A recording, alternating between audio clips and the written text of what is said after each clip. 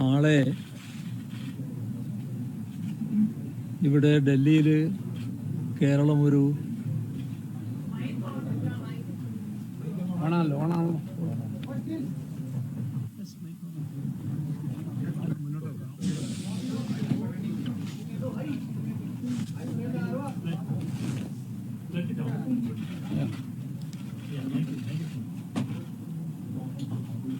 ഇപ്പം ശരിയാണോ ശബ്ദം? അല്ല,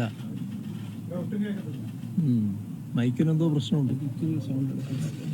അല്ലല്ല, ശരിയാണോ? അല്ല, ഇതിനേക്കാൾ അടുപ്പിച്ചാൽ വായിക്കരുല്ലേ?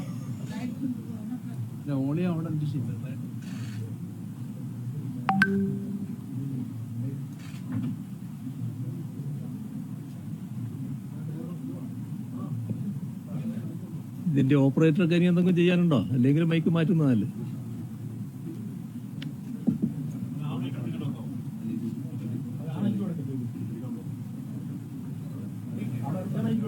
അല്ല, അവിടെ നിന്ന് പറയാലോ അങ്ങനെയാണെങ്കിൽ.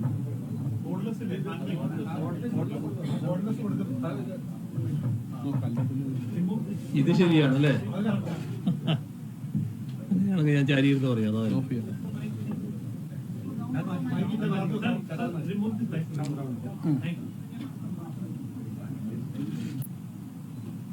സംസ്ഥാനത്തിലെ മന്ത്രിസഭാംഗങ്ങളും നിയമസഭാംഗങ്ങളും പാർലമെന്റ് അംഗങ്ങളും ഈ പ്രക്ഷോഭത്തിൽ പങ്കെടുക്കും. കേരളത്തിൻ്റെ അതിജീവനത്തിനും മുന്നോട്ടു പോക്കിനും അനിവാര്യമായ മാർഗമെന്ന നിലയിലാണ് ചരിത്രത്തിൽ അധികം കീഴ്വഴക്കങ്ങളില്ലാത്ത ഈ പ്രക്ഷോഭത്തിൻ്റെ മാർഗം തിരഞ്ഞെടുക്കേണ്ടി വന്നത്. കേരളത്തിൻ്റെ മാത്രമല്ല, പൊതുവിൽ സംസ്ഥാനങ്ങളുടെ ഭരണഘടനാദത്തമായ അവകാശങ്ങൾ സംരക്ഷിക്കാനുള്ള പ്രക്ഷോഭമാണിത്.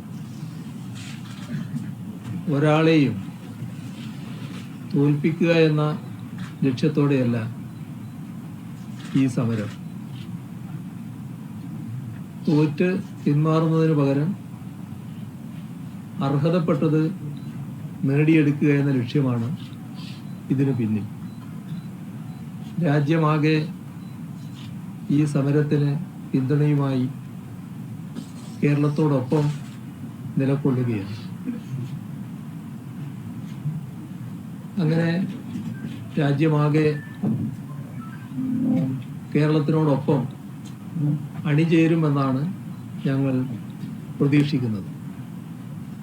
ഇതിനെ കക്ഷി രാഷ്ട്രീയ നിറം നൽകി കാണാൻ ശ്രമിക്കരുത്. സഹകരണ ഫെഡറലിസം നമ്മുടെ പ്രഖ്യാപിത ആദർശമാണ്. ഈ ആശയത്തിൻ്റെ അന്തസത്ത കുടികളിലൂടെ ചോർന്നുപോയിരിക്കുകയാണ്. രാജ്യത്ത് 17 സംസ്ഥാനങ്ങളിലാണ് BJP നേരിട്ടോ BJPയുടെ പങ്കാളി ഈ സംസ്ഥാനങ്ങളോട് ഉള്ളതല്ല, NDA ഇതര ഭരണമുള്ള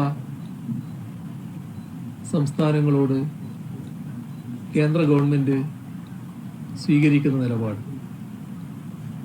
17 ലാളനയും മറ്റുള്ളിടങ്ങളിൽ പീഡനവും എന്താണ് സമീപനം.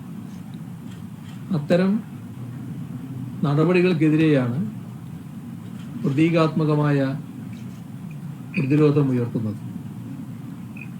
ഇതിന് വ്യാപകമായ പിന്തുണ അഭ്യർത്ഥിച്ചുകൊണ്ട് മുഖ്യമന്ത്രിമാർ, രാഷ്ട്രീയ നേതാക്കൾ എന്നിവർക്ക് കത്തയച്ചിട്ടുണ്ട്.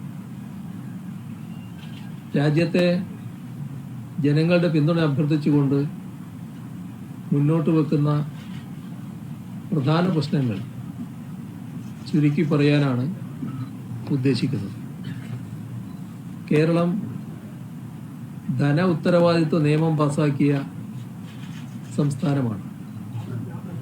2019-20, 2020-2021 സാമ്പത്തിക വർഷങ്ങളിൽ ധനക്കമ്മി ഈ നിയമത്തിൽ നിഷ്കർഷിച്ച പരിധിക്കുള്ളിൽ കേരളം നിലനിർത്തിയിട്ടുണ്ട്. 2020-2021 കോവിഡ്-19 അസാധാരണ സാഹചര്യത്തിൽ ധനക്കമ്മിയുടെ പരിധി രാജ്യമാകെ ആഭ്യന്തര വരുമാനത്തിൻ്റെ 3% നിന്നും 5% കേന്ദ്ര സർക്കാർ ഉയർത്തിയിട്ടുണ്ട്.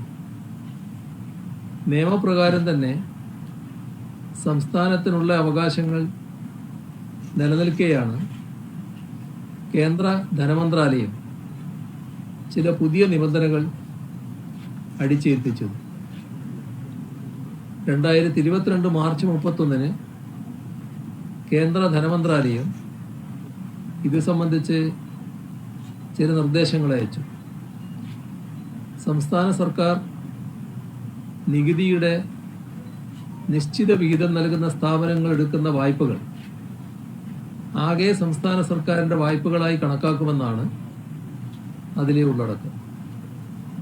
തത്തുല്യമായ തുക സംസ്ഥാനത്തിൻ്റെ കമ്പോള വായ്പാ പരിധിയിൽ നിന്നും വെട്ടിക്കുറക്കുമെന്നും അതിൽ വ്യക്തമാക്കി. ഇത് 15ാം ധനകാര്യ കമ്മീഷന്റെ ശുപാർശകളിൽ ഇല്ലാത്ത ഒന്നാണ്. 15ാം ധനകാര്യ കമ്മീഷന്റെ ശുപാർശകൾ ബഹുമാനപ്പെട്ട രാഷ്ട്രപതി അംഗീകരിച്ച് ഭരണഘടനയുടെ അനുച്ഛേദം 281 പ്രകാരം പാർലമെന്റിന്റെ ഇരുസഭകളുടെയും മേശപ്പുറത്ത് വെച്ച് അംഗീകരിച്ചതാണ്. അതിനെയാണ് ഒരു എക്സിക്യൂട്ടീവ് തീരുമാനത്തിലൂടെ അട്ടിമറിച്ചത്. ഇത് ഭരണഘടനാ തത്വങ്ങളുടെ നഗ്നമായ ലംഘനമാണ്. ഈ നടപടി വഴി കിഫ്ബി, KSSPL എന്ന് പറയുന്നൊരു പെൻഷൻ കമ്പനിയാണ്, ക്ഷേമ പെൻഷൻ നൽകുന്നതിന് രൂപീകരിച്ചൊരു കമ്പനിയാണ്. ഇത്തരം സംസ്ഥാന ഉടമസ്ഥയിലുള്ള സംരംഭങ്ങളെടുത്ത വായ്പകളെ കൂടി സംസ്ഥാനത്തിൻ്റെ കടമെടുപ്പ് പരിധിയിൽ മുൻകാല പ്രാബല്യത്തോടെ ഉൾപ്പെടുത്തുകയാണ്. കിഫ്ബി, സാമൂഹ്യ സുരക്ഷാ പെൻഷൻ കമ്പനിയുടെ വായ്പകൾ എന്നിവയുടെ എല്ലാം പേരിൽ വായ്പാ പരിധിയിൽ വൻതോതിൽ വെട്ടിക്കുറവ് വരുത്തി.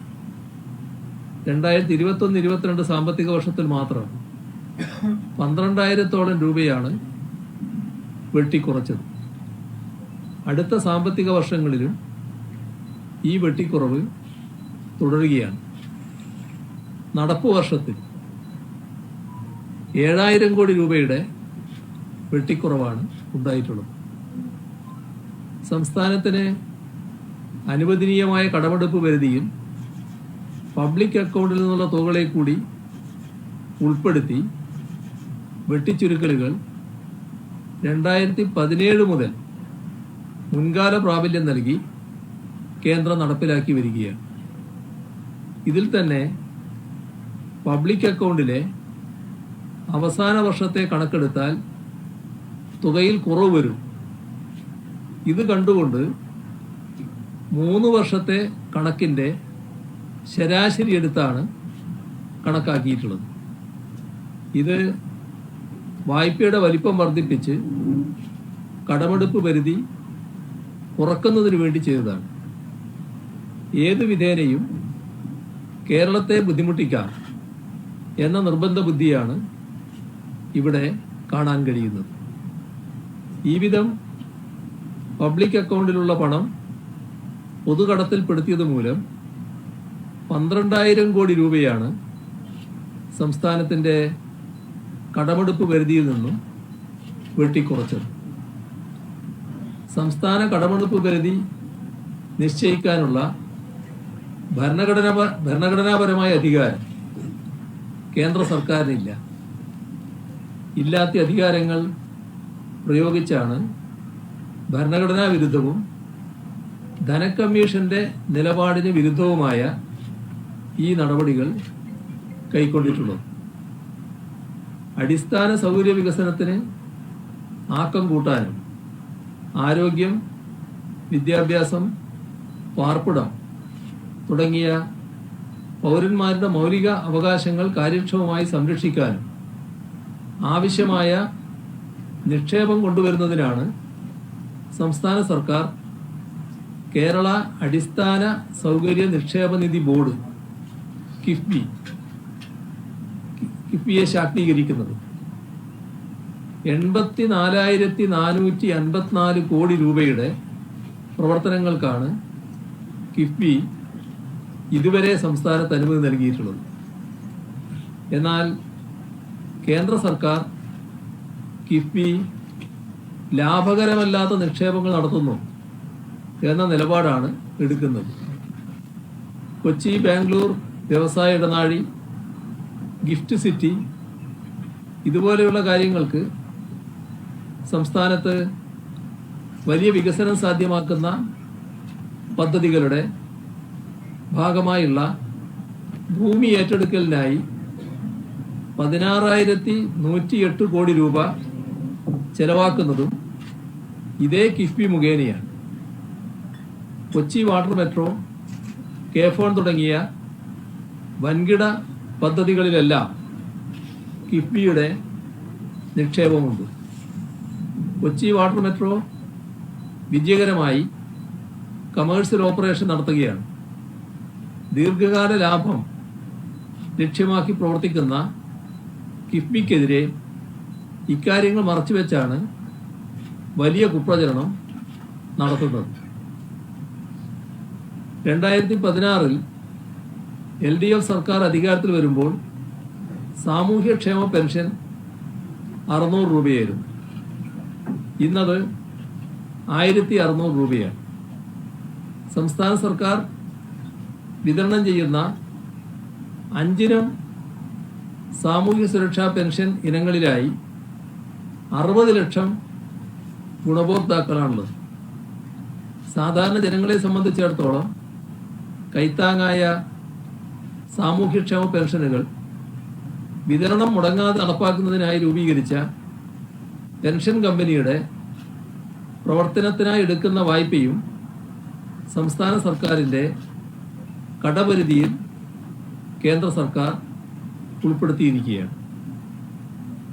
കേന്ദ്ര സർക്കാർ ഈ നയം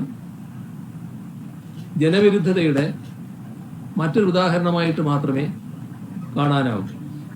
സംസ്ഥാനത്തിൻ്റെ സാമ്പത്തിക സ്വയംഭരണാവകാശത്തിന്മേലുള്ള ഹീനമായ കൈകടത്തലാണിത്. ഭരണഘടനയിലൂടെ വിഭാവനം ചെയ്യപ്പെട്ട സാമ്പത്തിക ഫെഡറലിസത്തെ കേന്ദ്ര സർക്കാർ തകർക്കുകയാണ്. സംസ്ഥാന ഉടമസ്ഥതയിലുള്ള സംരംഭങ്ങളുടെ സാമ്പത്തിക പ്രവർത്തനങ്ങളെ തടയുന്ന യൂണിയൻ സർക്കാരിൻ്റെ വിവേചനപരമായ നീക്കം ഭരണഘടനയുടെ 14-ാം അനുച്ഛേദത്തിൻ്റെ ലംഘനമാണ്. കേന്ദ്ര സർക്കാരിൻ്റെ ഭരണഘടനാ വിരുദ്ധ സമീപനങ്ങൾ സൃഷ്ടിക്കുന്ന പണഞ്ഞെരുക്കം സംസ്ഥാനത്തിൻ്റെ സാമൂഹ്യക്ഷേമ വികസന പ്രവർത്തനങ്ങൾക്ക് വിലങ്ങുതടിയാകുന്നു. ഈ വിഷയം കേരളം ബഹുമാനപ്പെട്ട സുപ്രീം കോടതി മുൻപാകെ ഉന്നയിച്ചിട്ടുണ്ട്. ഈ തെറ്റായ സമീപനത്തിൽ നിന്നും കേന്ദ്ര സർക്കാർ പിന്തിരിയണം എന്നതാണ് കേരളം ഒന്നാമതായി ആവശ്യപ്പെടുന്നത്. കേന്ദ്ര സംസ്ഥാന ധനകാര്യ ബന്ധങ്ങളിലെ പ്രധാന ഘടകമാണ് ഗ്രാന്റുകൾ. ധനകമ്മീഷൻ ശുപാർശ പ്രകാരം വീതം വെക്കപ്പെടുന്ന നികുതി വിഹിതത്തിന് പുറമെയാണിവ.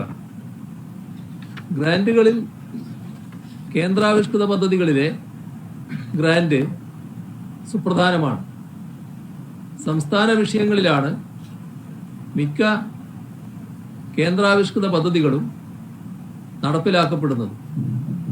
പക്ഷേ ഈ പദ്ധതികളുടെ സൂക്ഷ്മഘടന വരെ തീരുമാനിക്കുന്നത് ഡൽഹിയിലെ മന്ത്രാലയങ്ങളാണ്. ഇത് തന്നെ ഫെഡറലിസത്തിന് ഘടകവിരുദ്ധമാണ്. ഇപ്പോൾ അടിച്ചേൽപ്പിക്കുന്ന ബ്രാൻഡിങ് ജനാധിപത്യ വ്യവസ്ഥയോടുള്ള വെല്ലുവിളി കൂടിയാണ്. സംസ്ഥാന സർക്കാർ ഗണ്യമായ അധിക വിഹിതം നൽകിയാണ് ലൈഫ് പദ്ധതി നടപ്പാക്കുന്നത്. ലൈഫ് ഭവന പദ്ധതിയുടെ ഭാഗമായി ഇക്കൊല്ലം ജനുവരി 22 വരെ 3,71,934 വീടുകൾ നിർമ്മിച്ചു. അപ്പോൾ 32,751 വീടുകൾക്ക് മാത്രമാണ് PMAY ഗ്രാമീണിന്റെ 72,000 രൂപ വീതമുള്ള സഹായം ലഭിച്ചത്. PMAY അർബന്റെ ഭാഗമായി 80,259 വീടുകൾക്ക് 1,50,000 രൂപ കേന്ദ്രം നൽകി. ഈ രണ്ട് പദ്ധതികളിലെയും ഗുണഭോക്താക്കൾക്ക് ബാക്കി സംഖ്യ കൂട്ടി 4 ലക്ഷം രൂപ തികച്ചു നൽകുന്നത് സംസ്ഥാന സർക്കാരാണ്. എല്ലാം ചേർത്താലും ആകെ 1,13,1010 വീടുകൾക്ക് 30.38% അത് വരിക. മാത്രമാണ് നാമമാത്രമായ കേന്ദ്ര സഹായം ലഭിച്ചത്. ബാക്കി 2,58,924 വീടുകളും പൂർണ്ണമായി സംസ്ഥാന സർക്കാരിൻ്റെയും തദ്ദേശ സ്ഥാപനങ്ങളുടെയും ചെലവിലാണ് നിർമ്മിച്ചത്. ലൈഫ് മിഷനു വേണ്ടി ഇതിനകം ആകെ ചെലവിട്ടത് 17,104 കോടി 87 ലക്ഷം രൂപയാണ്. ഇതില് കേന്ദ്രം നൽകിയത് 2,081 കോടി രൂപയാണ്. അതായത് വെറും 12.17%. ബാക്കി 87.83% തുക സംസ്ഥാന സർക്കാരാണ് നൽകുന്നത്. എന്നാൽ സംസ്ഥാന സർക്കാർ ഒരു ബ്രാൻഡിങ്ങിനും തയ്യാറല്ല. കാരണം ഓരോരുത്തരുടെയും വീട് ആരുടെയും ഔദാര്യമല്ല, അവകാശമാണ് എന്നതാണ് ഞങ്ങളുടെ നിലപാട്. എന്നാൽ ലൈഫ് പദ്ധതി കീഴിൽ നിർമ്മിക്കുന്ന ഈ വീടുകളിൽ കേന്ദ്ര പദ്ധതിയുടെ ബോർഡ് വെക്കണം, അല്ലെങ്കിൽ കേന്ദ്രം നൽകുന്ന ചെറിയ വിഹിതം പോലും അനുവദിക്കുകയില്ല. ഇതാണ് കേന്ദ്ര ധനമന്ത്രാലയം എടുത്തിരിക്കുന്ന നിലപാട്. സംസ്ഥാനങ്ങൾ കുറഞ്ഞത് 40% ചെലവഴിക്കുകയും നടത്തിപ്പിന്റെ മേൽനോട്ടം വഹിക്കുകയും ചെയ്യുന്ന പദ്ധതികളുടെ നേട്ടങ്ങളിൽ നിന്നും സംസ്ഥാനങ്ങളെ പൂർണ്ണമായും ഒഴിവാക്കുകയാണ്. അവ കേന്ദ്ര പദ്ധതികളായി ബ്രാൻഡ് ചെയ്യണം എന്നാണ് നിർബന്ധം. ഇല്ലെങ്കിൽ സാമ്പത്തിക ഉപരോധം ഏർപ്പെടുത്തി സംസ്ഥാനങ്ങളെ സാമ്പത്തികമായി ഞെരുക്കും എന്ന നിലപാടാണ് എടുക്കുന്നത്. ഈ സമീപനം നമ്മുടെ ജനാധിപത്യ വ്യവസ്ഥിതിയെ വെല്ലുവിളിക്കുന്നതാണ്. ഇതിന്റെ പേരിൽ കേരളത്തിന് 2023-24 സാമ്പത്തിക വർഷത്തിൽ മൂലധന ചെലവിനായുള്ള വായ്പാ സഹായമായി ലഭിക്കാനുള്ള 3000 കോടി രൂപയും നാഷണൽ ഹെൽത്ത് മിഷന്റെ ഭാഗമായ 600 കോടി രൂപയും തടഞ്ഞു വെച്ചിരിക്കുന്നു.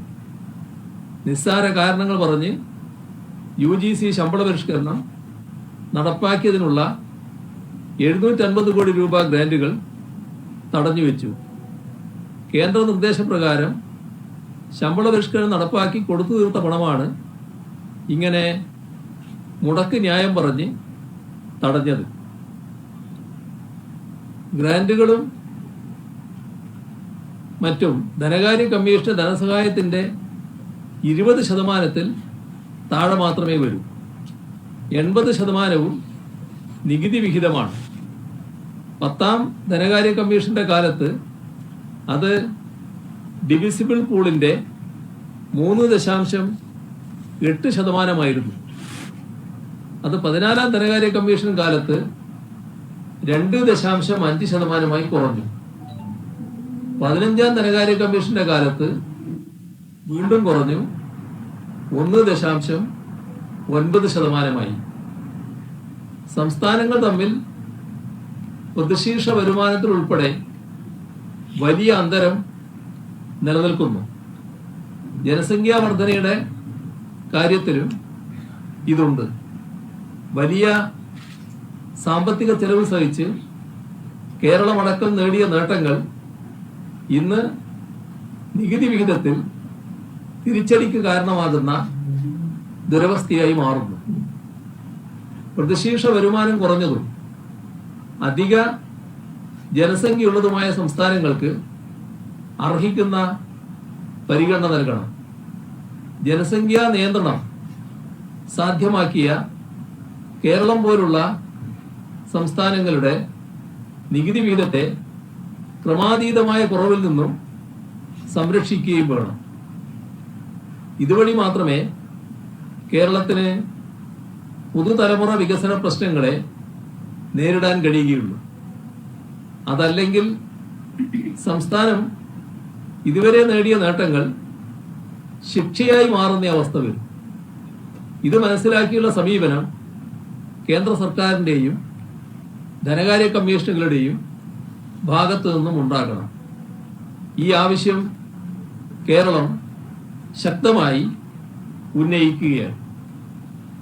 ധനകാര്യ കമ്മീഷൻ സംസ്ഥാനങ്ങൾക്ക് നീതി ഉറപ്പാക്കേണ്ടതുണ്ട്. അത് ഭരണഘടനാപരമായ ബാധ്യതയാണ്. എന്നാൽ ഇതിൽ നിന്നും അവരെ തടയുന്ന ഇടപെടലുകൾ കേന്ദ്ര സർക്കാരിന്റെ ഭാഗത്തു നിന്നും ഉണ്ടാവുകയാണ്. കമ്മീഷന്റെ പരിഗണനാ വിഷയങ്ങൾ വിപുലീകരിച്ചു ബാഹ്യ സമ്മർദ്ദങ്ങൾ ചെലുത്തിയുമുള്ള ഇടപെടലുകളാണ് ഉദാഹരണം.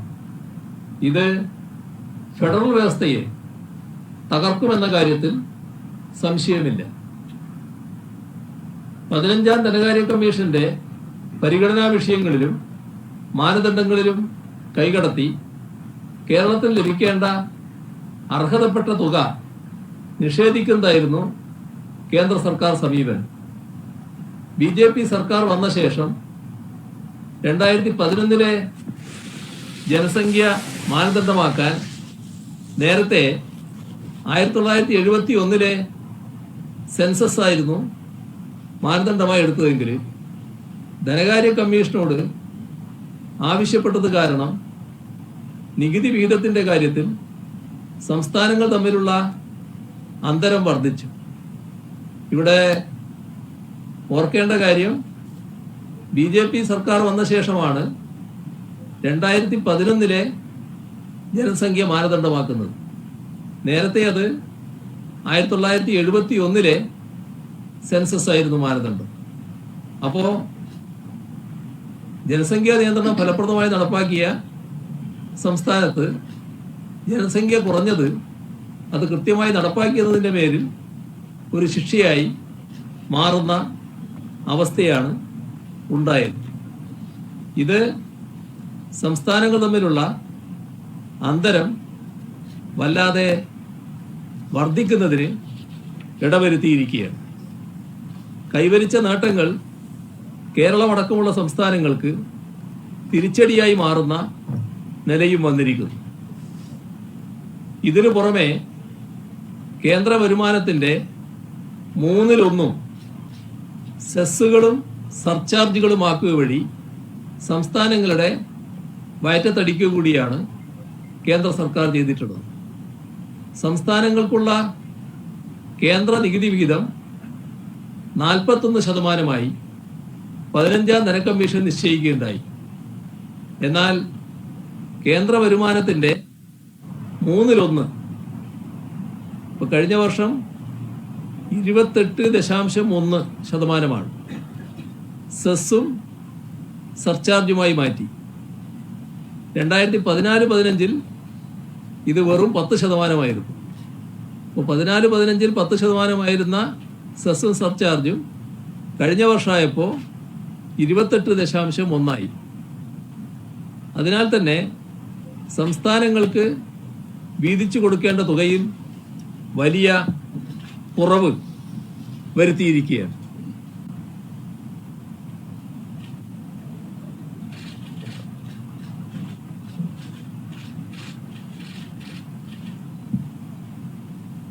GST നടപ്പാക്കുമ്പോൾ സംസ്ഥാനങ്ങൾക്ക് തങ്ങളുടെ നികുതി അവകാശങ്ങളുടെ 44% അടിയറവ് വെക്കേണ്ടി വന്നത്.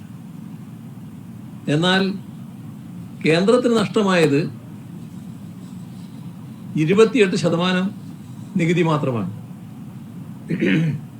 എന്നാൽ GST നടപ്പിലാക്കിയപ്പോൾ വരുമാനത്തിൻ്റെ 50% കേന്ദ്രത്തിനും 50% സംസ്ഥാനത്തിനും എന്ന രീതിയിലാണ് പങ്കുവെക്കപ്പെട്ടത്. ഇതിലൂടെ സംസ്ഥാനത്തിന് അടിയറവ് പറയേണ്ടി വന്ന നികുതി നേരത്തെ ലഭിച്ചുകൊണ്ടിരുന്നതിനേക്കാൾ കുറഞ്ഞ വരുമാനമാണ് ലഭ്യമായത്. അതായത് GST വന്നപ്പോൾ ഉണ്ടായ നികുതി നഷ്ടത്തേക്കാൾ കുറവാണ് GST മൂലമുണ്ടായ വരുമാനം. ഈ നികുതി അവകാശ നഷ്ടം പരിഹരിക്കുന്നതിൻ്റെ ഭാഗമായി GSTയിൽ 14% വാർഷിക നികുതി വളർച്ചാ നിരക്ക് ഉറപ്പാക്കുമെന്നും കേന്ദ്ര സർക്കാർ വാഗ്ദാനം ചെയ്തു. പക്ഷേ GST സമ്പ്രദായം നടപ്പാക്കിയതിലെ പോരായ്മകളും പ്രകൃതി ദുരന്തങ്ങളും കോവിഡും എല്ലാം കാരണം ഈ വളർച്ചാ നിരക്ക് ഇതുവരെ ഉണ്ടായിട്ടില്ല. ഇതിന് പരിഹാരമായാണ് GST നഷ്ടപരിഹാരം നിർദ്ദേശിക്കപ്പെട്ടത്. 2017 ജൂലൈ 1 മുതൽ 5 വർഷക്കാലത്തേക്കാണ് GST നഷ്ടപരിഹാരം സംസ്ഥാനങ്ങൾക്ക് നൽകി വന്നത്. എന്നാൽ അനവധി കാരണങ്ങളാൽ GSTയുടെ ആദ്യ 5 വർഷങ്ങൾ അനിശ്ചിതത്വം നിറഞ്ഞവയായിരുന്നു. ഇതിലാർക്കും രണ്ടഭിപ്രായം ഉണ്ടാകാനിടയില്ല. വാറ്റ് നികുതി കാലത്ത് സംസ്ഥാനങ്ങൾക്ക് മിക്ക ചരക്ക് വിൽപ്പനകൾക്ക് മേലും ചുമത്തിയിരുന്ന 14.5% നികുതി നിരക്ക് GSTയിൽ 9%, ചിലതിൽ 6% കുറഞ്ഞു. കേന്ദ്രവും സംസ്ഥാനവും GST നിരക്കുകൾ 40:60 എന്ന അനുപാതത്തിൽ പങ്കിടണമെന്ന അഭിപ്രായത്തിന് വിദഗ്ധരുടെ ഇടയിൽ അഭിപ്രായമുണ്ടായിരുന്നു. വിദഗ്ധരുടെ ഇടയിൽ ആ അഭിപ്രായത്തിനായിരുന്നു പ്രാമുഖ്യവും ഉണ്ടായിരുന്നു. ഈ ആവശ്യം കേരളം ശക്തിയായി ഉയർത്തുകയും ചെയ്തു. എന്നാൽ ഇത് തിരസ്കരിക്കാനുണ്ടായത് GST നിരക്ക് പങ്കുവെക്കലിലെ അസന്തുലിതാവസ്ഥ നിലനിൽക്കുമ്പോൾ തന്നെയാണ് ആദ്യ 5 വർഷത്തിനൊടുവിൽ നഷ്ടപരിഹാരം നിർത്തിയത്. ഇത് കേന്ദ്ര സംസ്ഥാന നികുതി അസന്തുലിതാവസ്ഥയുടെ ആക്കം വർദ്ധിപ്പിച്ചു. സംസ്ഥാനങ്ങൾക്ക് കുറച്ചുകൂടി ബ്രീത്തിങ് ടൈം നൽകേണ്ട ബാധ്യത GST നിയമം നടപ്പിലാക്കാൻ തിടുക്കം കാട്ടിയ കേന്ദ്രത്തിനുണ്ട് എന്നത് അവർ മറന്നുപോവുകയാണ്. ഇവിടെ സൂചിപ്പിച്ചതുപോലെ നമ്മുടെ കേന്ദ്ര നികുതി വിഹിതം കുത്തനെ കുറഞ്ഞിരിക്കുകയാണ്. പൂർണ്ണമല്ലെങ്കിലും ചെറിയ ആശ്വാസമായിരുന്നു 2020-21 മുതൽ 23-24 വരെ ലഭിച്ച റവന്യൂ കമ്മി ഗ്രാന്റുകൾ. അതും ഇല്ലാതായിരിക്കുകയാണ്. 15ാം ധനകാര്യ കമ്മീഷനെ നിയമിച്ചപ്പോൾ കേന്ദ്ര സർക്കാർ ഇറക്കിയ പരിഗണനാ വിഷയങ്ങളിൽ പ്രത്യേകം എടുത്തു പറഞ്ഞൊരു കാര്യം റവന്യൂ കമ്മി നേരിടുന്ന സംസ്ഥാനങ്ങൾക്കുള്ള പ്രത്യേക ഗ്രാന്റ് നൽകേണ്ടതില്ല എന്നായിരുന്നു. ഇതിനെ കേരളം ഉൾപ്പെടെ എല്ലാ സംസ്ഥാനങ്ങളും എതിർക്കുകയായിരുന്നു. 15ാം ധനകാര്യ കമ്മീഷന്റെ തികച്ചും വിവേചനപരമായ മാനദണ്ഡങ്ങളുടെ പശ്ചാത്തലത്തിൽ ദക്ഷിണേന്ത്യൻ സംസ്ഥാനങ്ങളിലെ ധനകാര്യമന്ത്രിമാരുടെ സമ്മേളനം ഉൾപ്പെടെ കേരളം വിളിച്ചുകൂട്ടി. ഒടുവിൽ സംസ്ഥാനങ്ങളുടെ ശക്തമായ എതിർപ്പിന് കമ്മീഷന് വഴങ്ങേണ്ടി വന്നു. അങ്ങനെയാണ് ഈ കാലയളവിൽ റവന്യൂ കമ്മി ഗ്രാന്റ് കേരളത്തിന് കിട്ടിയത്. ഈ റവന്യൂ കമ്മി ഗ്രാന്റ് ഔദാര്യമായിരുന്നില്ല, മറിച്ച് അത് സംസ്ഥാനത്തിന്റെ അവകാശമായിരുന്നു. എന്നാൽ ഈ വർഷം റവന്യൂ കമ്മി ഗ്രാന്റ് കേന്ദ്രം വെട്ടിക്കുറക്കുകയാണ് ചെയ്തത്. ഈ ഇനത്തിൽ കഴിഞ്ഞ വർഷത്തെ അപേക്ഷിച്ച് 8400 കോടി രൂപയാണ് ഈ വർഷം കേരളത്തിന് കുറവ് വരുന്നത്. ഇതോടെ വായ്പാ നിയന്ത്രണം, ഗ്രാന്റുകൾ തടഞ്ഞുവെക്കൽ എന്നിവയുടെ ആഘാതം ഒന്നുകൂടി വർദ്ധിക്കുകയാണ്. റവന്യൂ കമ്മി ഗ്രാന്റിലുണ്ടായ ഇടിവാണ് നിലവിലെ പ്രധാന ധനപ്രശ്നങ്ങളുടെ പ്രധാന കാരണം. കേരളം എല്ലാ മേഖലയിലും അവഗണിക്കപ്പെടുകയാണ്. പുതിയ പദ്ധതികൾ അനുവദിക്കുന്നില്ല. ഈ കഴിഞ്ഞ കേന്ദ്ര ബജറ്റിൽ കേരളത്തിന്റെ പേരുപോലും പരാമർശിക്കുന്നത് ഇല്ലാത്ത പരിമിതമാകുന്ന ദുരവസ്ഥയിലാണ് നമുക്ക് കാണാൻ കഴിഞ്ഞത്. ആ രീതിയിൽ അവഗണന വളർന്നിരിക്കുകയാണ്. സംസ്ഥാനത്തിന്റെ ദീർഘകാല ആവശ്യമായ എയിംസിന് ഒരു പരിഗണനയും കിട്ടിയില്ല. എല്ലാ യോഗ്യതയും ഉണ്ടായിട്ടും ഭൂമിയുടെ രേഖകളും അടിസ്ഥാന സൗകര്യ വികസന പദ്ധതിയും എല്ലാം കേന്ദ്രത്തിന് കൈമാറിയിട്ടും കേന്ദ്ര ബജറ്റിൽ ഇത്തവണയും എയിംസ് കേരളത്തിനില്ല. ദേശീയ തലത്തിൽ എയർപോർട്ടുകൾ ലേലത്തിന് വെച്ചപ്പോൾ തിരുവനന്തപുരം എയർപോർട്ട് ഏറ്റെടുക്കാൻ സംസ്ഥാന സർക്കാർ സന്നദ്ധത പ്രകടിപ്പിച്ചതാണ്. പക്ഷെ അത് അവഗണിച്ച് വിമാനത്താവള നടത്തിപ്പ് സ്വകാര്യ മേഖലക്ക് നൽകാനാണ് കേന്ദ്ര സർക്കാർ തയ്യാറായത്. ഇപ്പോൾ കണ്ണൂർ എയർപോർട്ട്, ആ കണ്ണൂർ എയർപോർട്ടിൽ നിന്ന് വിദേശ വിമാന കമ്പനികൾക്ക് സർവീസ് നടത്താനുള്ള പോയിന്റ് ഓഫ് കോൾ അംഗീകാരം ലഭ്യമാക്കാൻ അനുഭാവപൂർവമായ സമീപനം കേന്ദ്രത്തിന്റെ ഭാഗത്തു നിന്നും ഉണ്ടാകുന്നില്ല. കോഴിക്കോട് വിമാനത്താവളത്തിൽ ഭൂമി ഏറ്റെടുത്ത് പക്ഷേ നിർമ്മാണത്തിനാവശ്യമായ ടെൻഡർ വിളിക്കുന്നതിലുണ്ടാകുന്ന കാലതാമസം മറ്റൊരു ഉദാഹരണമാണ്. പുതിയ ട്രെയിനുകൾ, പുതിയ പാതകൾ, പാത ഇരട്ടിപ്പിക്കൽ, നിലവിലെ പാതകളുടെ നവീകരണം, റെയിൽവേ സ്റ്റേഷനുകളുടെ ആധുനികവൽക്കരണം, ഇങ്ങനെയുള്ള റെയിൽവേ വികസനത്തിന്റെ സമസ്ത മേഖലകളിലും കേരളത്തെ അവഗണിക്കുന്ന നിലപാടാണ് കേന്ദ്രം തുടരുന്നത്.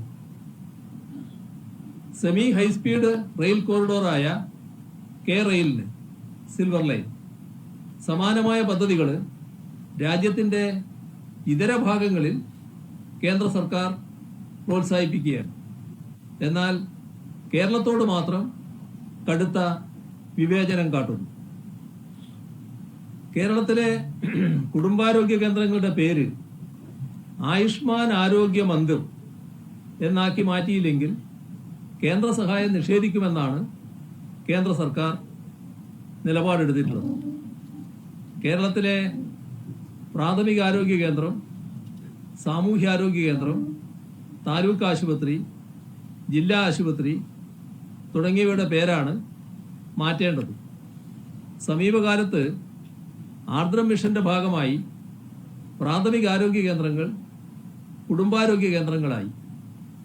ഇതോടെ ഇവിടെ കൂടുതൽ ഡോക്ടർമാര്, നഴ്സുമാര്, സ്റ്റാഫ് എല്ലാം നിയോഗിച്ച് കാലത്തും വൈകിട്ടും OP ആക്കി, ഫാർമസി അടക്കമുള്ള കെട്ടിട സൗകര്യങ്ങൾ വിപുലീകരിച്ചു, ലാബ് സൗകര്യങ്ങൾ ഏർപ്പെടുത്തി, കൂടുതൽ മരുന്നുകൾ ലഭ്യമാക്കി. ഇതിന്റെ എല്ലാം ചെലവിന്റെ 95% വഹിച്ചത് സംസ്ഥാന സർക്കാരാണ്. ഓരോന്നിനും 1 കോടി രൂപ വരെ ആസ്തിയുണ്ട്. ഈ കുടുംബാരോഗ്യ കേന്ദ്രങ്ങൾക്ക് ആയുഷ്മാൻ ഭാരതിൽ നിന്നും 5 ലക്ഷം രൂപ വീതമാണ് ഉപയോഗിച്ചത്. ഈ വർഷം അവസാനിക്കും മുൻപ് ഇംഗ്ലീഷിലും ഹിന്ദിയിലും കേന്ദ്ര സർക്കാരിന്റെ പേര് പ്രദർശിപ്പിക്കണമെന്നാണ് പുതിയ നിർദ്ദേശം. ഇതിനുവേണ്ടി 3000 രൂപ വീതം കേന്ദ്രം അനുവദിച്ചിരിക്കുകയാണ്. 1 കോടി രൂപയോളം മുടക്കുന്ന കേരള ഗവൺമെന്റിന്റെ ബ്രാൻഡിങ് ഒന്നുമില്ലാത്തപ്പോഴാണ് 5 ലക്ഷം രൂപ മാത്രം മുടക്കുന്ന അവരുടെ പേര് എഴുതാൻ 3000 രൂപ വീതം നൽകുകയും ബ്രാൻഡിങ്ങിനായി കേന്ദ്രം നിർബന്ധിക്കുകയും ചെയ്യുന്നത്. കേരളത്തിൽ നിലവിലുള്ള ആരോഗ്യ ഇൻഷുറൻസ് ശരി 600 രൂപ വീതമാണ് നൽകുന്നത്.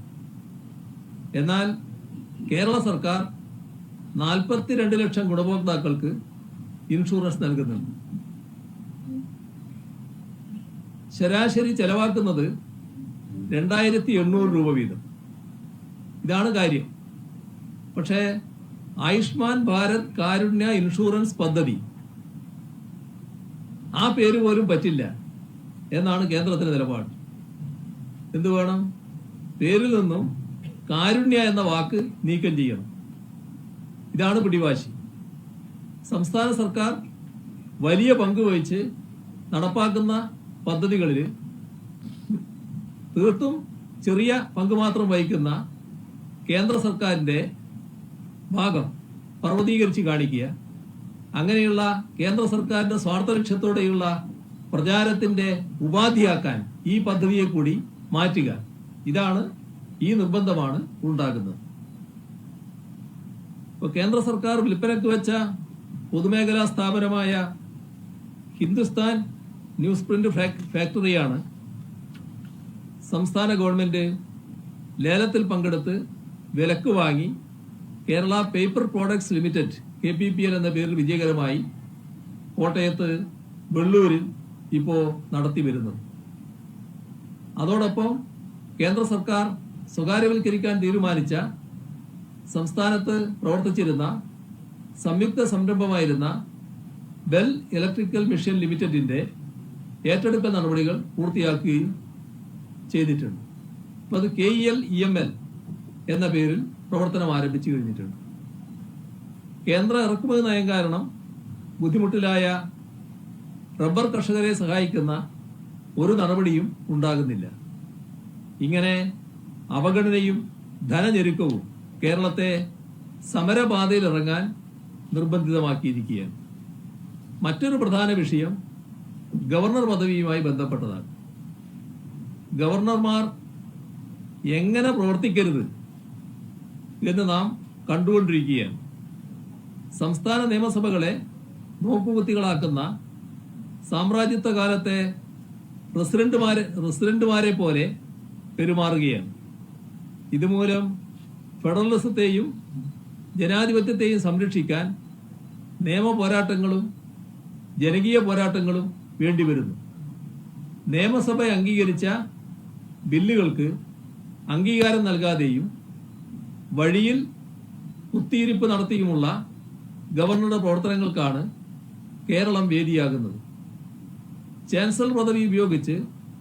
സർവകലാശാലകളുടെ പ്രവർത്തനം പോലും അട്ടിമറിക്കുന്നു. ഭരണഘടനാ മൂല്യങ്ങളുടെ നിരാസമായി ഇത് മാറുകയാണ്. അടിയന്തരാവസ്ഥയുടെ അനുഭവമൊഴിച്ചാൽ ഇത്രയും ഗൗരവമേറിയ വെല്ലുവിളികൾ ഇന്ത്യൻ ഭരണഘടനാ മൂല്യങ്ങൾ നേരിട്ട ചരിത്രമില്ല.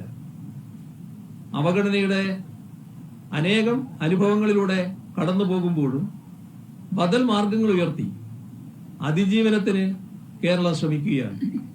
എന്നാൽ അത്തരം അതിജീവനം പോലും ഉറപ്പിക്കില്ല എന്ന വാശിയോടെ കേന്ദ്രം പ്രതികാര മനോഭാവം തുടരുന്നു. ഈ സാഹചര്യത്തിൽ സംസ്ഥാനം നേരിടുന്ന പ്രശ്നങ്ങൾ രാജ്യത്തിന്റെ ആകെ ശ്രദ്ധയിൽ കൊണ്ടുവരാനും കേന്ദ്ര സർക്കാരിനെ ആവർത്തിച്ച് ബോധ്യപ്പെടുത്താനുമാണ് സംസ്ഥാനത്തിന് ഇത്തരമൊരു മാർഗം സ്വീകരിക്കേണ്ടി വരുന്നത്. പ്രളയങ്ങളും മഹാമാരികളും ആഞ്ഞടിച്ചപ്പോഴും ഉലയാതെ നിന്ന് പൊരുതിയ ചരിത്രമാണ് കേരളത്തിൻ്റെത്. മാനവികതയും സാഹോദര്യവും ഉയർത്തിപ്പിടിച്ച് ഒറ്റക്കെട്ടായി ഓരോ പ്രതിസന്ധിയും മറികടക്കാൻ കേരളത്തിന് കഴിഞ്ഞിട്ടുണ്ട്.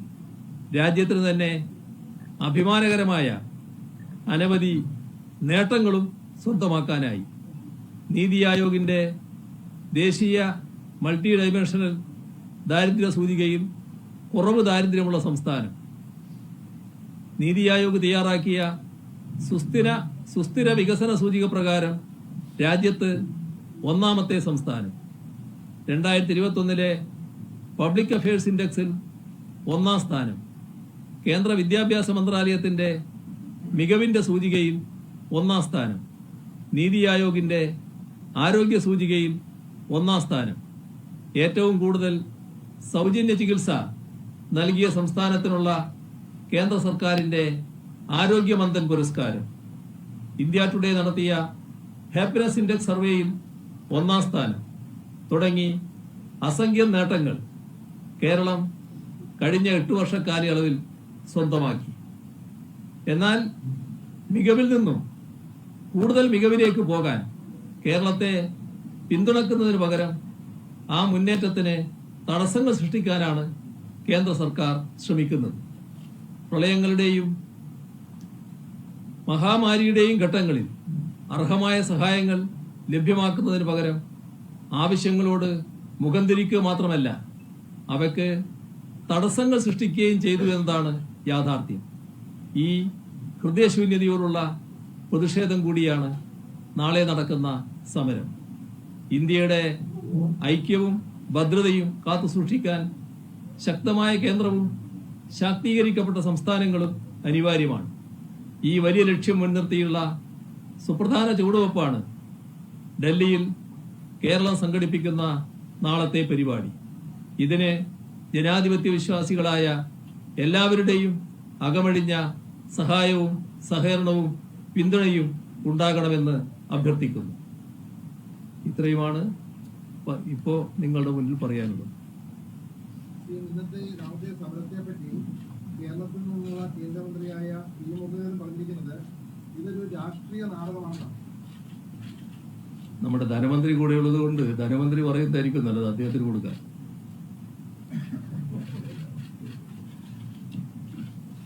പറഞ്ഞാൽ മതിയോ? രാഷ്ട്രീയ നാടകമല്ല എന്നുള്ളത് എല്ലാ കണക്കുകളും വെച്ച് പറഞ്ഞതാണ്. ആദ്യം ഇത് കേരളം മാത്രം ഉന്നയിക്കുന്ന ഒരു പ്രശ്നമാണെന്നാണ് പറഞ്ഞത്. ഇന്ന് തന്നെ കർണാടക ഗവൺമെന്റ് ചീഫ് മിനിസ്റ്റർ ഉൾപ്പെടെ ഉണ്ടായിരുന്നു. പല സ്റ്റേറ്റുകളിലും ഇതേ പ്രശ്നം ഉന്നയിക്കുകയാണ്. എല്ലാവരും പറയുന്നത് അത് സ്റ്റേറ്റുകൾക്ക് ഡിലേ ചെയ്തിട്ടുള്ള അവകാശങ്ങളെ പറ്റിയാണ്. അത് കൃത്യമായ കണക്കുകൾ വെച്ചിട്ടാണ്. ഞാൻ കണക്കുകളെല്ലാം പറയുന്നില്ല. കൃത്യമായ കണക്ക്, റിസർവ് ബാങ്കിന്റെ ഡേറ്റ, ഇന്ത്യൻ പാർലമെന്റ് അവതരിപ്പിച്ച ഡേറ്റ എല്ലാം വെച്ച് നോക്കുമ്പോൾ കേരളത്തിന് അർഹമായിട്ടുള്ളത് വന്നിട്ടില്ല എന്നുള്ള പ്രശ്നമുണ്ട്. അതുകൊണ്ട് ഇതൊരു രാഷ്ട്രീയമേ ഇല്ല. ഇതിനകത്ത് രാഷ്ട്രീയത്തിൽ അതീതമായി കേരളത്തിന്റെ പൊതുവായ ഇൻട്രസ്റ്റ് മാത്രമാണ്. സുപ്രീം കോടതി വിഷയവുമായി ബന്ധപ്പെട്ടിട്ടാണ് അതിൽ കഴിഞ്ഞ പ്രാവശ്യം കേന്ദ്രം നൽകിയ വിശദമായ റിപ്പോർട്ടിൽ പറയുന്നത് ധനകാര്യ കമ്മീഷൻ ശുപാർശ ചെയ്തതിനേക്കാൾ അധിക തുക കൂടുതൽ നൽകിയിട്ടുണ്ട്. ഒപ്പം തന്നെ ഈ സംസ്ഥാനത്തിന്റെ ധനവിനിയോഗത്തിലെ തിരുപ്പതിയാണ് ഈ പ്രതിസന്ധി സൃഷ്ടിച്ചതെന്നാണ് സുപ്രീം കോടതി കേന്ദ്രം അറിയിച്ചിരിക്കുന്നത്. സുപ്രീം കോടതിയിൽ കേരളം നൽകിയിട്ടുള്ള കേസ് എന്ന് പറഞ്ഞാൽ അത്രയും പലതരത്തിലും നിയമപരമായ കാര്യങ്ങളും എല്ലാം ചെയ്യുന്നതിന്റെ ഭാഗമായിട്ടാണ്. അതിനകത്ത് എല്ലാ ഡീറ്റെയിൽസ് കേരളം കൊടുത്തിട്ടുണ്ട്. ഇപ്പൊ ഒരു മറുപടി അവർ കൊടുത്തതാണ്. അവരുടെ സ്റ്റേറ്റ്മെന്റിനകത്താണ് പറഞ്ഞത് കേരളത്തിന്റെ ധനകാര്യ മാനേജ്മെന്റ് അങ്ങേയറ്റം തെറ്റാണ് തുടങ്ങിയ കാര്യങ്ങൾ. അതിന് ഉള്ള കൗണ്ടർ ഇപ്പോ ദിവസം സബ്മിറ്റ് ചെയ്യും. എന്നാൽ ഒരു കാര്യം ഞാൻ പറയാം, അവരാ കൊടുത്തിരിക്കുന്ന കാര്യങ്ങളെക്കാളും വ്യത്യസ്തമാണ് വസ്തുതകൾ. ഇപ്പൊ റിസർവ് ബാങ്ക് ഓഫ് ഇന്ത്യയുടെ തന്നെ റിപ്പോർട്ട്, ആ റിപ്പോർട്ടിനകത്ത് ഉള്ള കാര്യങ്ങൾ ഉൾപ്പെടെ അതിൽ എത്രയോ വ്യത്യസ്തമാണെന്ന് കാണിക്കുന്നുണ്ട്. Reserve Bank of India Kerala പറയുന്ന ഒരു പ്രത്യേക ഏജൻസി അല്ല. അതിനകത്ത് 100 രൂപ ടാക്സ് കിട്ടുമ്പോ, ടാക്സ് കളക്ട് ചെയ്യുമ്പോൾ അതിനകത്തൊരു ശരാശരി ഉണ്ട്. 65 രൂപ ഒരു സംസ്ഥാനം കളക്ട് ചെയ്യുമ്പോൾ 35 രൂപ സെൻട്രൽ ഗവൺമെന്റ്. അങ്ങനെയാണ് അതിന്റെ ഒരു റേഷ്യോ ഇന്ത്യയിലാകെ ശരാശരി. അങ്ങനെ നോക്കുമ്പോൾ കേരളത്തിലെ ഏറ്റവും ലേറ്റസ്റ്റ് റിപ്പോർട്ടിനകത്ത് ഏറ്റവും ലോവസ്റ്റ് ടാക്സ് പെർസെന്റേജ് സെൻട്രൽ ഗവൺമെന്റിന്റെ ഭാഗത്തു നിന്ന് കിട്ടുന്ന സ്റ്റേറ്റ് കേരളമാണ്. നമ്മള് 79-21 എന്റെ കയ്യില് റിസർവ് ബാങ്കിന്റെ സ്റ്റേറ്റ് ഫൈനാൻസിനെ സംബന്ധിച്ച റിപ്പോർട്ടാണ്. ബഡ്ജറ്റിന്റെ അകത്ത് ഈ വിശദമായി കണക്കുകൾ പറഞ്ഞത്. അങ്ങനെ എല്ലാ സംഭവങ്ങളും നോക്കിയായിരുന്നു. ബഹുമാനപ്പെട്ട മുഖ്യമന്ത്രി ഇപ്പൊ പറഞ്ഞല്ലോ, കേരളത്തിന്റെ ഫിനാൻഷ്യൽ മാനേജ്മെന്റിന്റെ കപ്പാസിറ്റിയിൽ ഏറ്റവും പ്രധാനപ്പെട്ട കാര്യമാണ് 24 ഇനങ്ങളില് പല തരത്തിലും 1ാം സ്ഥാനം നമുക്ക് കിട്ടുകയാണ്. ആകെ ഇന്ത്യയിലുള്ള പട്ടിണിക്കാരുടെ കണക്കെടുക്കുമ്പോ 0.48 മാത്രമാണ് കേരളത്തിൽ ദാരിദ്ര്യരേഖയ്ക്ക് പോവർട്ടി ലൈനിന് താഴെയുള്ളത്. 0.48 ആണ്. ഇന്ത്യൻ ശരാശരി എത്രയോ അധികമാണെന്ന് അറിയാം. ഹ്യൂമൻ ഡെവലപ്മെന്റ് ഇൻഡെക്സില് എല്ലാത്തിലും നമുക്ക് മുൻപിലാണ്. ഒറ്റ കാര്യം കൂടി, ഈ ഫൈനാൻഷ്യൽ മാനേജ്മെന്റ് പൂർണ്ണമാണെന്ന് പറഞ്ഞു കഴിഞ്ഞാൽ ഞങ്ങളുടെ കയ്യിൽ നിങ്ങൾക്കും കിട്ടും. ഞങ്ങളുടെ കേരളത്തിലെ ബഡ്ജറ്റ് ബ്രീഫിന്റെ ഡീറ്റെയിൽസ് കിട്ടും. കഴിഞ്ഞ കുറെ വർഷങ്ങളിൽ ഇതിപ്പോ ലേറ്റസ്റ്റ് ആണ്. കേരള ഗവൺമെന്റ് ബഡ്ജറ്റ് സംബന്ധിച്ച് ഉള്ള നമ്മുടെ ഒരു ആപ്പുണ്ട്, കേരള ബഡ്ജറ്റ് .gov.in എന്നാണെന്നാണ് അതിന്റെ അഡ്രസ്. അപ്പൊ അതിനകത്ത് നോക്കിക്കഴിഞ്ഞാൽ നമ്മൾ സെൻട്രൽ ഗവൺമെന്റിന്റെ ഫിനാൻഷ്യൽ മാനേജ്മെന്റിനേക്കാളും വളരെ ബെറ്റർ ആണെന്ന് കാണാം. ഇപ്പൊ ലേറ്റസ്റ്റ് അവതരിപ്പിച്ച സെൻട്രൽ ഗവൺമെന്റ് ബഡ്ജറ്റില് ഏകദേശം റൗണ്ടഡ് ഫിഗർ 48 ലക്ഷം കോടി രൂപയാണ് central government total budget outlay. അതിനകത്ത് ബോറോയിങ് 36% ആണ്. ആകെയുള്ള 48 ലക്ഷം കോടി രൂപ ചെലവിൽ ഒരു വർഷം കൊടുക്കുന്ന ഇൻട്രസ്റ്റ് 12 crore rupees ആണ്. 25% ആണ്. കേരളം ഇതിന്റെ പകുതിക്കടുത്തേ ഉള്ളൂ കേരളത്തിന്റെ ശരാശരി. ഞാൻ പറഞ്ഞത് ഇന്ത്യ ഗവൺമെന്റിന്റെ സ്ട്രെങ്ത് ഞാൻ നോക്കുകയാണ്. ഫിനാൻഷ്യൽ മാനേജ്മെന്റിനെ സംബന്ധിച്ചാണെങ്കിൽ ഇന്ത്യ ഗവൺമെന്റ് വാദമാണല്ലോ 3% ആണ് ഫിസിക്കൽ ഡെഫിസിറ്റ് ആവാവുന്നത് FRBM ആക്ട് അനുസരിച്ച്. ഞങ്ങൾക്ക് കഴിഞ്ഞ വർഷം 2.5 എടുക്കാൻ സംബന്ധിച്ചുള്ളൂ ഇത് വെച്ചിട്ട്. അതാണ് CM പറഞ്ഞത്. പിന്നെ റെട്രോസ്പെക്റ്റീവ് എഫക്റ്റ് കുറച്ചു. ഇപ്പോഴത്തെ ഞങ്ങളുടെ ടാർഗറ്റ് അനുസരിച്ച് ഞങ്ങൾ 3.5 പറഞ്ഞിട്ടുള്ള പെർസെന്റിനപ്പുറം ഇലക്ട്രിസിറ്റിയുടെ പേരിൽ ഒരു 0.5%. അതുകൊണ്ട് അപ്പുറം ഞങ്ങൾ എക്സീഡ് ചെയ്യുന്ന പ്രശ്നമില്ല. അപ്പൊ 3% കേരളത്തിനും ബാധകമാണ്, എല്ലാ സ്റ്റേറ്റിനും ബാധകമാണ്, സെൻട്രൽ ഗവൺമെന്റിനും ബാധകമാണ്. സെൻട്രൽ ഗവൺമെന്റിന്റെ ബഡ്ജറ്റ് ഡോക്യുമെന്റ് നിങ്ങൾ നോക്കിയാൽ മതി. കഴിഞ്ഞ വർഷം 6.4% എടുത്തു, ഞങ്ങൾക്ക് 2.5 എടുക്കാൻ പറ്റുള്ളൂ. ഈ വർഷം 5.8% ആണ് സെൻട്രൽ ഗവൺമെന്റിന്റെ ഫിസിക്കൽ ഡെഫിസിറ്റ്. കേരളം ഈ പറഞ്ഞ ലിമിറ്റിനകത്തേ ഉള്ളൂ. കേരളത്തിന് സെൻട്രൽ അത് കോടതി കൊടുത്തതിനനുസരിച്ചിട്ടുള്ളതിനേക്കാളും നമ്മുടെ ആകെ കടം കോവിഡ് സമയത്തുള്ള കടം കൂടി എന്നാണ് പറയുന്നത്. അത് കുറഞ്ഞു വരികയാണ്. ആ കണക്കുകളെല്ലാം ഉണ്ട്, ഞാൻ ആവർത്തിക്കുന്നില്ല. ഏത് ക്രൈറ്റീരിയ നോക്കിയാലും കേരളം അതിന്റെ ഫൈനാൻഷ്യൽ കൺസോളിഡേഷന്റെ കാര്യത്തിൽ നന്നായിട്ട്, ഫിസിക്കൽ കൺസോളിഡേഷന്റെ കാര്യത്തിൽ നന്നായി വന്നിട്ടുണ്ടെന്ന് തന്നെയാണ് കണക്കുകളുള്ളത്.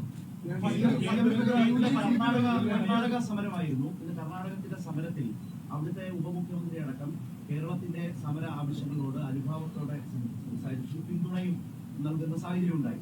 നാളത്തെ കേരളത്തിന്റെ സമരത്തിൽ എനിക്കൊന്ന് BJP പോലെ തന്നെ കോൺഗ്രസും സഹകരിക്കാതിരിക്കാനുള്ള ഒരു സാധ്യതയാണ് കാണുന്നത്. ബാക്കി പ്രാദേശിക പാർട്ടികളും മറ്റു രാഷ്ട്രീയ പാർട്ടികളും ഒക്കെ സഹകരിക്കുന്നു. കർണാടകം കോൺഗ്രസിന്റെ നേതൃത്വത്തിലുള്ള ഒരു സംസ്ഥാന ഗവൺമെന്റ് ആണല്ലോ. അവര് ആ സംസ്ഥാനം നേരിടുന്ന വിഷയങ്ങളുടെ ഭാഗമായിട്ടാണ് ഇത്തരം ഒരു സമരത്തിന് തയ്യാറായത്. എന്നാൽ അവര് പലരും അവിടെ സംസാരിച്ചവരും ഒക്കെ നല്ല രീതിയിൽ തന്നെ കേരളത്തിന്റെ ആവശ്യങ്ങളോട് അനുകൂലമായി പ്രതികരിക്കുന്ന അവസ്ഥയാണ് നമുക്ക് കാണാൻ കഴിയുന്നത്. അത് നല്ല സമീപനമായി അവരോട് അതിന് പ്രത്യേകം നന്ദി പറയുകയാണ്. പ്രത്യേകം നന്ദി എന്ന് ഞാൻ പറയുന്നതിന് കാരണം കേരളത്തിലെ കോൺഗ്രസിന്റെ മനോഭാവത്തെക്കുറിച്ച് അവർക്ക് അറിയാവുന്നതാണ്. അത് അറിഞ്ഞുകൊണ്ട് തന്നെയാണ് അവരിത് പരസ്യമായി പറഞ്ഞത് എന്നത് കാണണം. അത് കേരളത്തിലെ കോൺഗ്രസിലുള്ള ഒരു മറുപടി കൂടിയാണ് എന്നാണ് ഞാൻ കണക്കാക്കുന്നത്.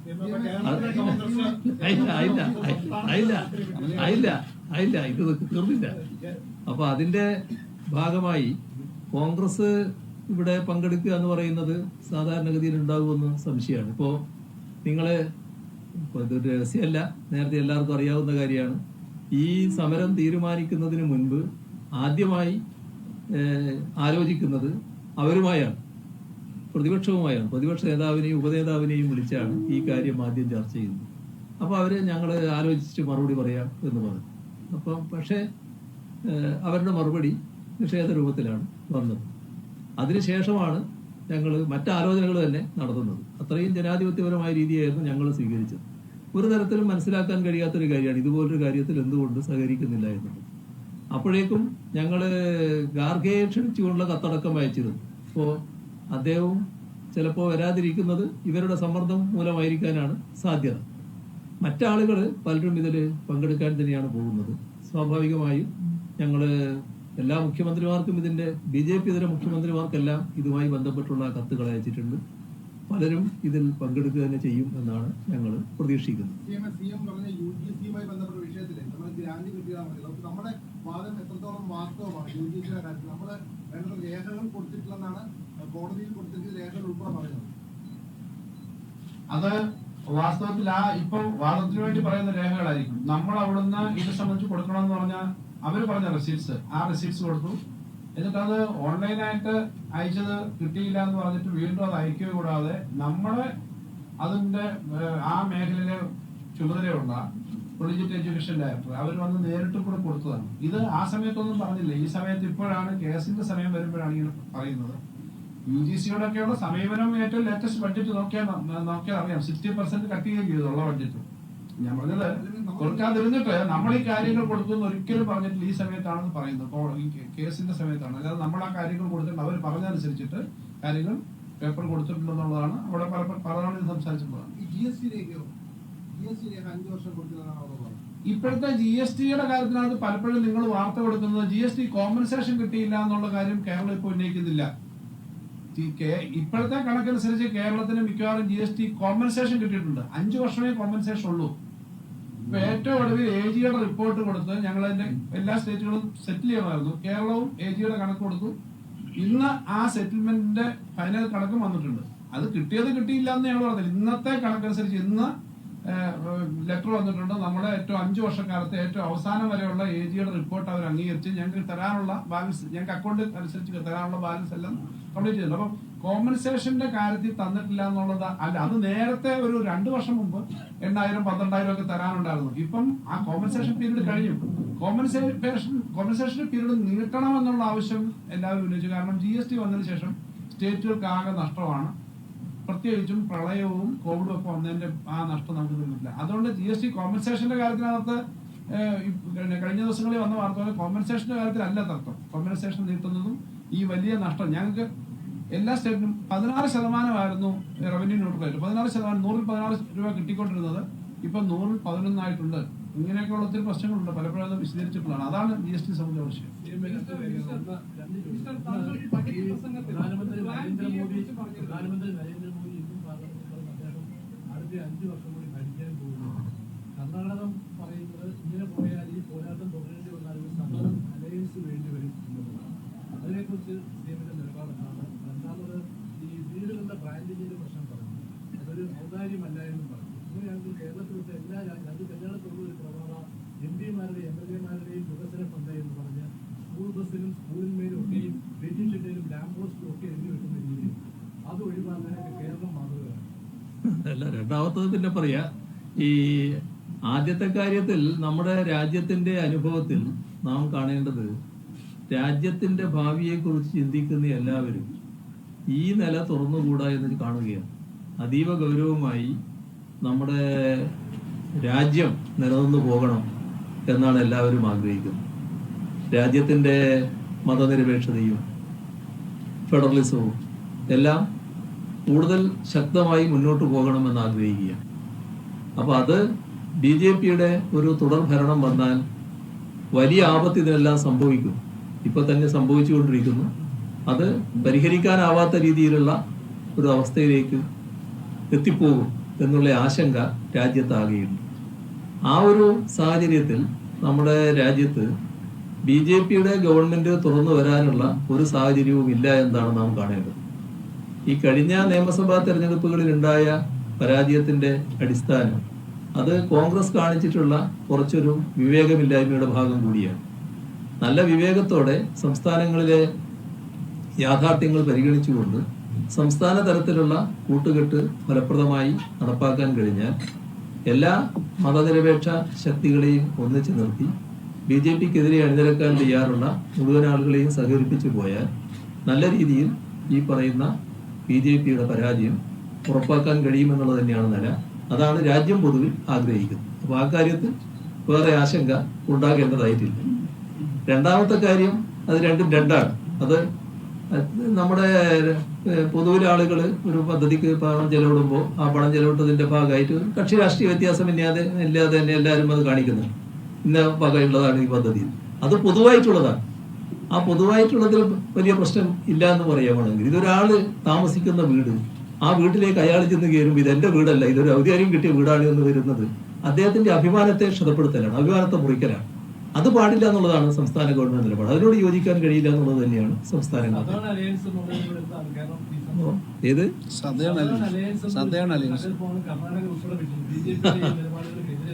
അത് BJPയുടെ നിലപാടുകൾക്കെതിരെ സംസ്ഥാന ഗവൺമെന്റുകൾക്ക് യോജിക്കാൻ കഴിയാവുന്ന കാര്യങ്ങളിൽ യോജിക്കാം. ഇപ്പൊ കേരളം ഒരു ഗവൺമെന്റാണ്, കർണാടക ഒരു ഗവൺമെന്റാണ്, തമിഴ്നാട് വേറൊരു ഗവൺമെന്റാണ്. അങ്ങനെയുള്ള അവസ്ഥകൾ വെച്ചുകൊണ്ട് യോജിക്കാൻ കഴിയാവുന്ന നിലയിലുള്ള പിന്നെ നീക്കങ്ങൾ നടത്താനും നമുക്ക് ഇപ്പൊ തന്നെ യോജിക്കാവുന്ന പല മേഖലകളുണ്ട്. അത് ചർച്ച ചെയ്യാൻ അവർ തയ്യാറാണെങ്കിൽ ചർച്ച ചെയ്യാൻ ഞാനും തയ്യാറാണ്, ഞങ്ങളും തയ്യാറാണ്. അതിനൊരു വിഷമവുമില്ല. ആ തരത്തിലുള്ള യോജിപ്പ് വളർത്തിയെടുക്കാനും സാധിക്കും. നോർത്ത് സൗത്ത് ഡിവൈഡിന്റെ പ്രശ്നമായിട്ട് അത് കാണേണ്ടതില്ല. ഇത് സംസ്ഥാനങ്ങളുടെ ആകെ അധികാരങ്ങൾ കവരുന്ന പ്രശ്നമാണ്. ഫെഡറലിസത്തിന്റെ ഭാഗമായി സംസ്ഥാനങ്ങൾക്കുള്ള അവകാശങ്ങൾ നിഷേധിക്കുന്ന പ്രശ്നമാണ്. അത് പൊതുവിൽ രാജ്യത്താകെയുള്ളതാണ്. അതില് ഡൽഹിയില് പരിമിതമായ അധികാരികളൊന്നും ഡൽഹി നേരിടുന്നുണ്ട്, പഞ്ചാബ് വലിയ തോതിൽ നേരിടുന്നുണ്ട്, എല്ലാ സംസ്ഥാനങ്ങളും നേരിട്ടുകൊണ്ടിരിക്കുകയാണ്. അതിൽ ഏത് ഭാഗം എന്നുള്ളതില്ല. എല്ലാ സംസ്ഥാനങ്ങൾക്കും ഇതിനെതിരെ അണിനിരക്കേണ്ടതായിട്ട് വരും. സ്വാഭാവികമാണ്, കേന്ദ്രം ഭരിക്കുന്ന കക്ഷി ഭരിക്കുന്ന സംസ്ഥാനത്തിന് ഇതിനോടൊപ്പം അണിചേരാൻ പറ്റില്ല. മറ്റുള്ളവർക്ക് സ്വാഭാവികമായിട്ടും അണിചേരാൻ പറ്റും. ഇപ്പോൾ ഞങ്ങൾ സുപ്രീം കോടതി ഉന്നയിച്ചിരിക്കുന്ന പ്രശ്നം അതീവ ഗൗരവമുള്ളതാണ്. എല്ലാ സംസ്ഥാനങ്ങളും ഗൗരവമായി കാണേണ്ട ഒരു പ്രശ്നമാണ്. ആ പ്രശ്നം സംസ്ഥാനങ്ങൾ ഗൗരവമായി കാണുന്നുണ്ട് എന്നുള്ളതാണ് ബഹുമാനപ്പെട്ട തമിഴ്നാട് മുഖ്യമന്ത്രി സ്റ്റാലിൻ അതിനയച്ച മറുപടി വ്യക്തമാക്കുന്നത്.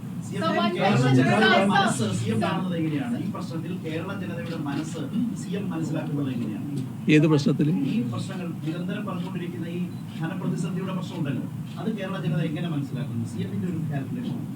കേരള ജനതയുടെ പ്രതികരണമാണല്ലോ നവകേരള സദസ്സിൽ കണ്ടത്. നവകേരള സദസ്സിന്റെ ഭാഗമായി പങ്കെടുത്ത 10,000 ഓരോ മണ്ഡലത്തിലുമല്ലേ ഉണ്ടായിരുന്നു. അത് വൻപിച്ച ജനാവലിയായിരുന്നു. എല്ലാവരും സമ്മതിക്കുന്ന കാര്യമാണല്ലോ. കേരളത്തിലെ ജനങ്ങൾ ഇത്തരം നീക്കങ്ങൾക്കെതിരെ ശക്തമായി അണിനിരക്കുകയാണ്. പക്ഷെ ഇപ്പോഴുള്ള ഒരു ഇന്ത്യ ബ്ലോക്ക് എന്നുള്ള ഒരു പ്ലാറ്റ്ഫോം ഉണ്ട്. അതിനകത്ത് ഓരോരുത്തരും ഓരോ ഭാഷയിൽ സംസാരിക്കുന്നു. കഴിഞ്ഞ 5 തെരഞ്ഞെടുപ്പിലെ റിസൾട്ട് നമ്മൾ കണ്ടതാണ്. അപ്പൊ ഇതിന് എന്താണ് ഇനി ചെയ്യാൻ പറ്റുന്നത്? ഏത് ഭാഷയിൽ സംസാരിച്ച് ഏത് നരേറ്റീവ് കൊണ്ടുവന്നാലാണ് BJPക്കെതിരെയുള്ള ഒരു ശക്തമായ പ്രതിപക്ഷമായി നാഷണൽ ലെവലിൽ നിൽക്കാൻ പറ്റുക? ഇപ്പൊ വേണ്ടത് സംസ്ഥാനങ്ങളുടെ യാഥാർത്ഥ്യം മനസ്സിലാക്കലാണ്. സംസ്ഥാനങ്ങൾ തോറും ആ സംസ്ഥാനങ്ങളിലുള്ള യഥാർത്ഥ വസ്തുതകൾ ഉൾക്കൊണ്ടുകൊണ്ടുള്ള ഒരു യോജിപ്പ് വളർന്നു വരണം. ആ യോജിപ്പ് വളർത്തിക്കൊണ്ടുവരുന്നതിന് പ്രശ്നം ഉണ്ടാവില്ല. എല്ലാവർക്കുമുള്ള സ്ഥാനം അതത് നിലക്ക് പരിഗണിച്ചു കൊടുക്കണം. ഞങ്ങളാണ് എല്ലാറ്റിന്റെയും നേരെ അവകാശികൾ എന്ന നില ഒരു കൂട്ടെടുക്കാതിരിക്കുക. അതിന്റെ മേലെ ഞങ്ങൾ തീരുമാനിക്കുന്ന കാര്യങ്ങൾ നടപ്പാക്കുക എന്ന വാശിയില്ലാതിരിക്കുക. എല്ലാവരെയും ഉൾക്കൊള്ളാൻ സാധിക്കുക, എല്ലാവരെയും കൂട്ടിച്ചേർക്കാനാവുക. അങ്ങനെയൊരു നിലപാടെടുത്താൽ തീർച്ചയായും BJPയെ പരാജയപ്പെടുത്താനാകുമെന്നാണ് ഞാൻ നേരത്തെ പറഞ്ഞതിന്റെ അർത്ഥം.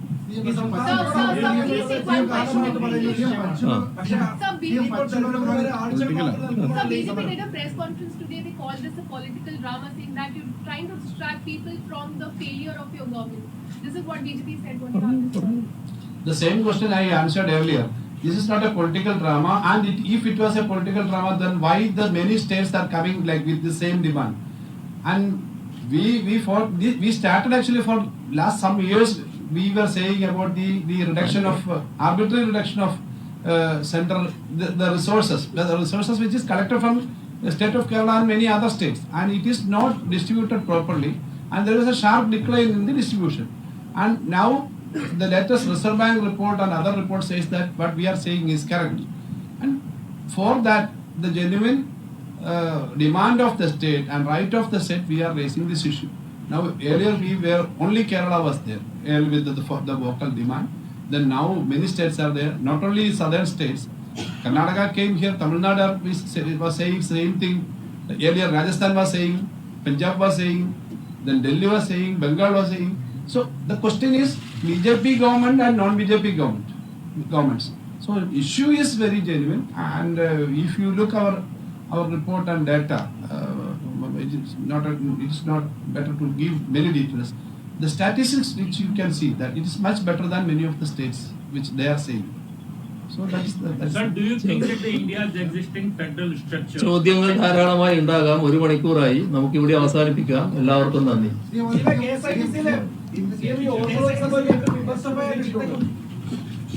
പശ്ചിമ ബംഗാളിന്റെ കാര്യത്തിൽ പശ്ചിമ Bengal Sir, do you think that the India's federal structure is under strain and threat? Sir, ഒരു ഇന്റർവ്യൂ